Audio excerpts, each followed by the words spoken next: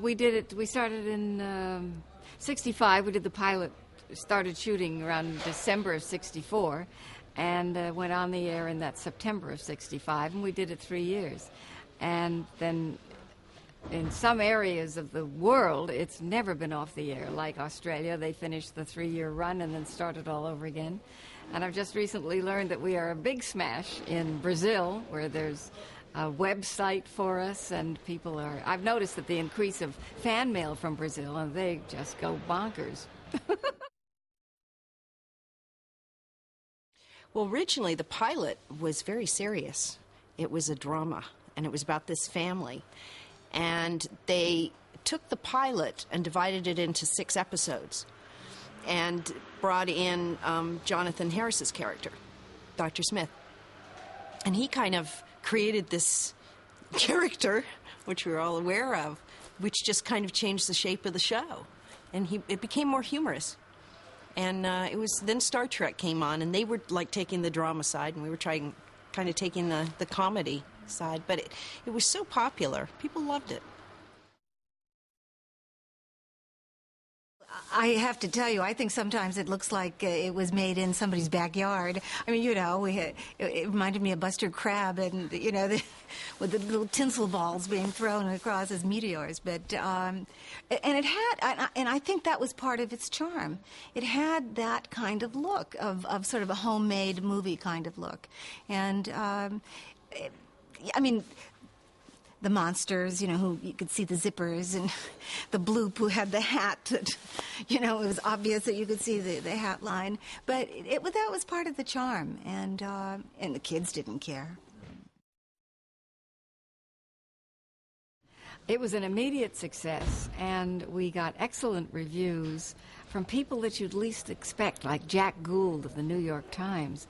I remember I get the Times every day, and so I read this review, and I phoned up Irwin Allen, the producer. I said, "Have you seen the New York Times today?" He said, "No, sweetheart, what's it say?"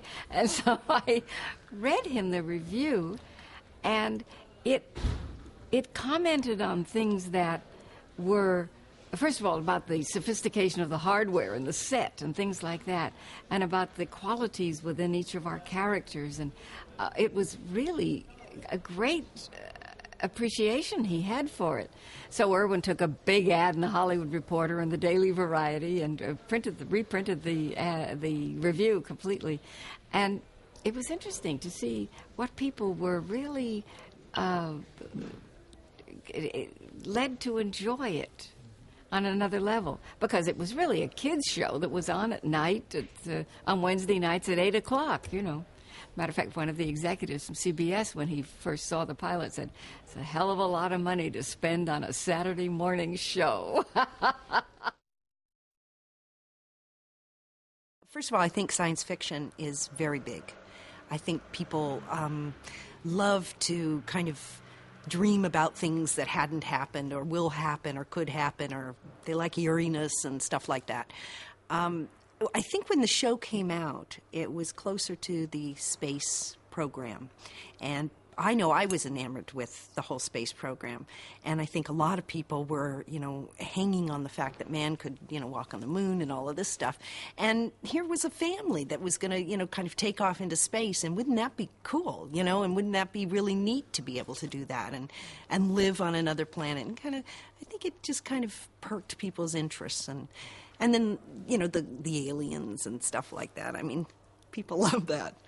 We had some really weird aliens. Oh, we enjoyed each other very much, yes. Guy Williams is a very dear man, bright, funny, wonderful musicologist, classical music. And Jonathan, of course, was Jonathan and still is exactly the same. The kids were wonderful, and we have all kept in touch with each other all these years, which I think is nice. I think it might be unique in this business.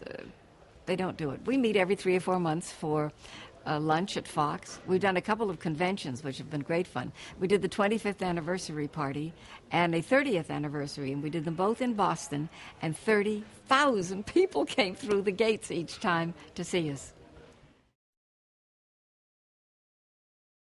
The one that comes to mind, that really sticks in my mind, is My Friend Mr. Nobody. The one where I talk to the air.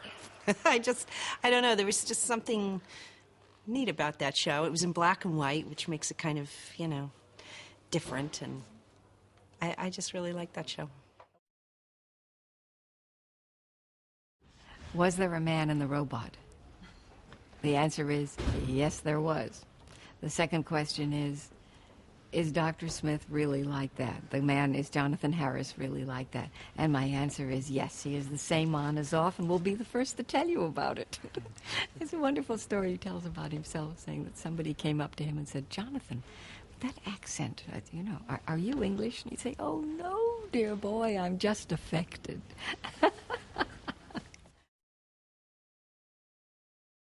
What happened between you and Don? That's always the question. Why didn't they make more of a romance? Originally, we were supposed to have more love interest, but the network didn't want that. They nixed. In fact, they didn't want any kind of love interest on the show, even between Mom and Dad, Maureen and John.